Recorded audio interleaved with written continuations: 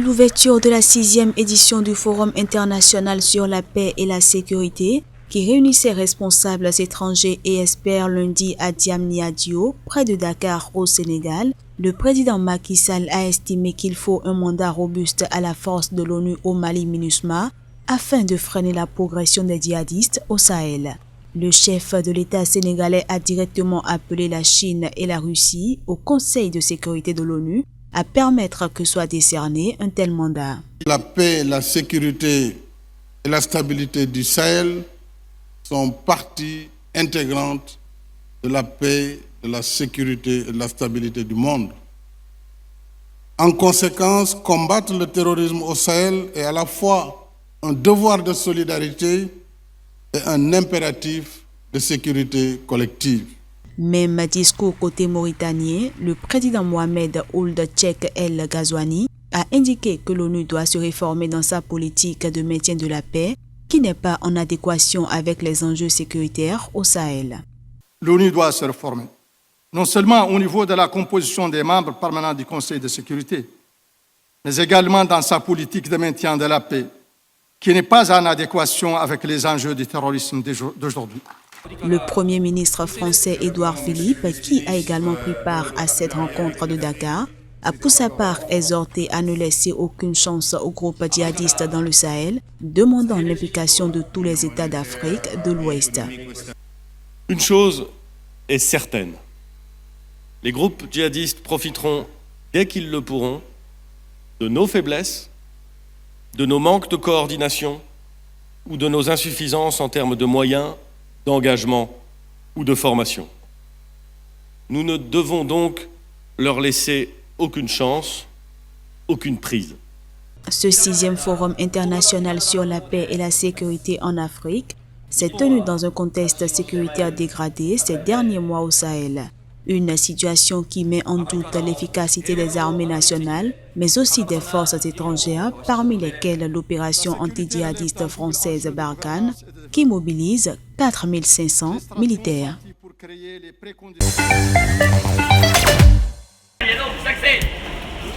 La mobilisation en cours dans l'ex-colonie britannique depuis plus de 5 mois a basculé la semaine dernière dans une phase beaucoup plus radicale et violente, ce qui a entraîné entre autres la fermeture des écoles. L'exécutif hongkongais, qui est aligné sur Pékin, s'est refusé à accéder aux revendications des manifestants. Ces derniers demandent notamment l'avènement du suffrage universel dans la mégapole de 7 500 000 d'habitants et une enquête sur les violences policières. Bien au contraire, la Chine a maintes fois averti qu'elle ne tolérerait pas la dissidence et l'inquiétude monte face à la possibilité d'une intervention chinoise pour régler cette crise politique inédite. Lundi, en début de soirée encore, la police continuait d'assiéger l'université polytechnique de Hong Kong. Toute tentative de fuite était repoussée par des volées de grenades lacrymogènes, contraignant les protestataires à se replier dans le campus. Des dizaines de personnes ont été arrêtées, parfois très violemment. La police a dit avoir tiré 3 balles au petit matin près de l'université en précisant que personne ne semblait avoir été blessé. Elle a qualifié le campus de zone d'émeute. La participation à une émeute est passible de 10 ans de prison.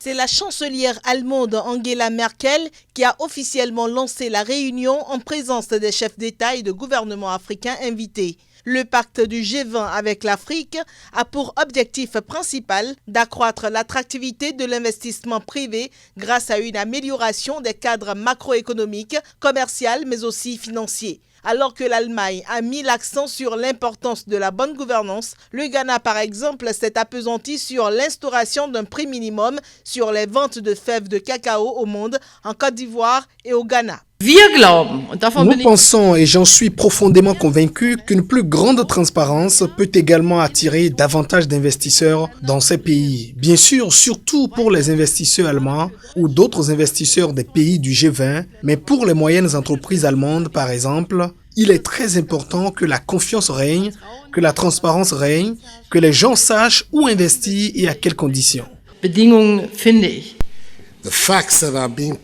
Au sujet des agriculteurs qui produisent la matière première et qui gagnent une infime partie de la valeur réelle de cette matière première, nous avons pris la décision de passer d'une situation de bas salaire pour les exportateurs et les producteurs à une meilleure évaluation des matières premières dans nos pays. Nous montrons à quel point l'Afrique est mûre pour les affaires, pour les investisseurs et jusqu'où nous pouvons aller. Par exemple, la compétitivité des économies de notre continent, de nos différents pays. Compact with Africa rassemble des pays africains, des organisations internationales et des partenaires bilatéraux du G20 et au-delà, animés par des réformes, afin de coordonner des programmes de réforme spécifiques à chaque pays, de soutenir les mesures politiques correspondantes et de faire connaître les opportunités d'investissement aux investisseurs privés.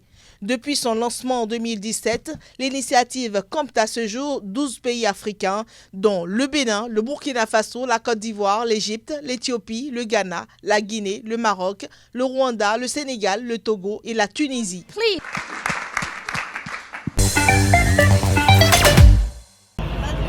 S'il y a un des fléaux les plus décriés par le mouvement de contestation depuis plus d'un mois au Liban, c'est bien la corruption. Des manifestants ont assiégé le Parlement libanais à Beyrouth, l'obligeant à reporter une session destinée à l'examen de propositions de loi dénoncées par le mouvement de contestation qui secoue le pays depuis plus d'un mois. Plusieurs partis avaient, eux, qu'ils boycotteraient la séance prévue à huis clos et déjà reportée il y a une semaine. D'après un responsable du Parlement, la séance a été reportée à une date ultérieure du fait de l'absence de quorum et des conditions exceptionnelles actuelles, en particulier sécuritaires. Cette annonce est intervenue après une matinée marquée par la présence de centaines de manifestants autour du Parlement, mobilisés pour empêcher les députés de rejoindre l'hémicycle. Quelques heurts ont alors éclaté avec les forces de l'ordre. Les protestataires ont exprimé leur satisfaction suite au report. Les manifestants assurent que cette loi pourrait exonérer des personnes condamnées ou soupçonnées d'implication dans des affaires d'évasion fiscale ou encore de crimes environnementaux. Techniquement, cela serait possible car l'amnistie concerne tous les crimes sauf ceux nommément exclus. Cette loi représente un grand danger car elle inclut, selon l'ONG spécialisée dans les questions juridiques Legal Agenda, les crimes des corrompus au pouvoir. Le Liban est secoué depuis le 17 octobre par un soulèvement sans précédent réclamant le départ d'une classe dirigeante jugée corrompue et incompétente. Mardi, le président Michel Aoun s'est dit ouvert à un cabinet incluant des représentants de la contestation.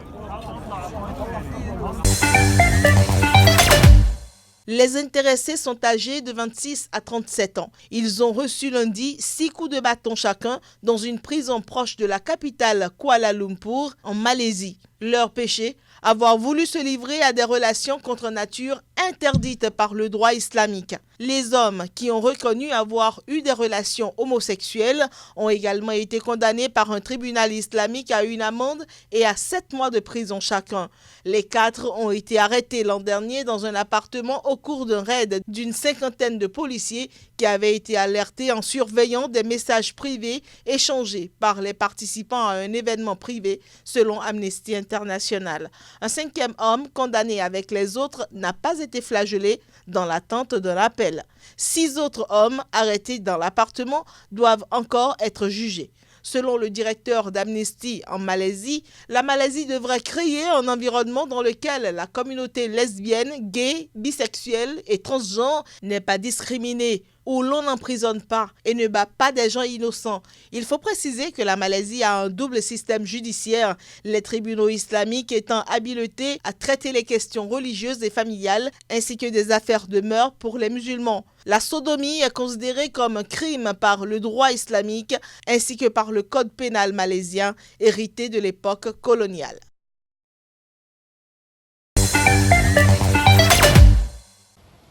Le pape François a été accueilli à sa descente par le vice-premier ministre thaïlandais et le ministre des Affaires étrangères. Également présent à l'aéroport, sa cousine Anna Rosa Sivori, missionnaire depuis plus de 50 ans dans le royaume. Plusieurs dizaines de jeunes arborant des drapeaux de la Thaïlande et du Vatican ont salué le souverain pontife. Le pape est ensuite parti vers l'ambassade du Vatican dans le centre de la capitale thaïlandaise, où il va résider pendant son séjour. La Thaïlande a été évangélisée par les missionnaires jésuites au milieu du XVIe siècle, mais les catholiques y sont ultra minoritaires. Dans un message aux Thaïlandais avant son départ, François, 82 ans, a rendu hommage à une nation multiethnique qui a beaucoup œuvré pour promouvoir l'harmonie et la coexistence pacifique, non seulement entre ses habitants, mais aussi dans toute la région de l'Asie du Sud-Est. Il a aussi dit espérer renforcer les liens d'amitié avec les bouddhistes. Il rencontrera aussi jeudi le 20e patriarche suprême dans un haut lieu du bouddhisme, religion pratiquée à plus de 95% dans le royaume. Il aura aussi ce jour-là des entretiens privés avec le Premier ministre ainsi qu'avec le roi de Thaïlande. Le pape célébrera enfin une messe dans le grand stade de Bangkok pour la communauté catholique du pays qui compte quelques 400 000 baptisés, quelques 50 000 fidèles, dont plusieurs centaines de chrétiens membres de la minorité karen et venus de provinces reculées frontalières de la Birmanie devraient la suivre soit à l'intérieur, soit sur les écrans géants.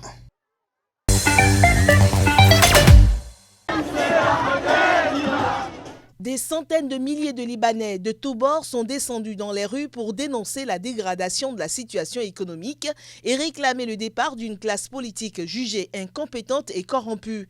Durant plusieurs jours, les étudiants et les collégiens ont offert un nouveau souffle au mouvement en ralliant la cause et en s'imposant comme fer de lance de la révolution.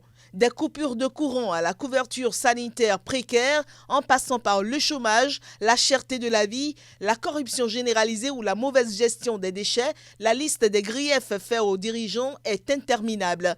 Mais l'un des principaux reproches de la jeunesse est l'absence de perspectives professionnelles dans un pays qui compte moins de ressortissants sur son propre sol, environ 4,5 millions qu'à l'étranger.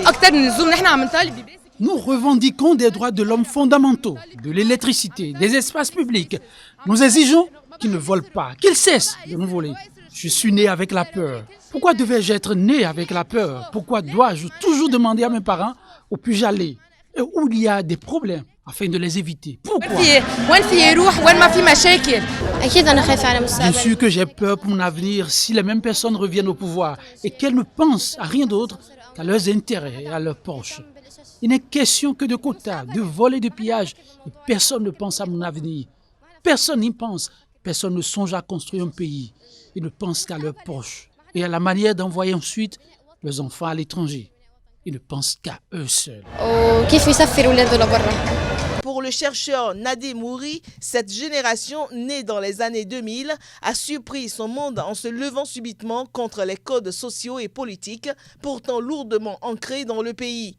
D'autres mouvements populaires ont eu lieu par le passé au Liban. En 2005, des centaines de milliers de Libanais avaient manifesté pour obtenir le départ des troupes syriennes.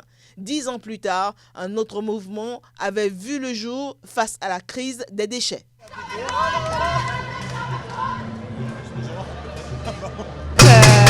أنباء الفرنسية AFP وبدنا نحكي مع المتظاهرين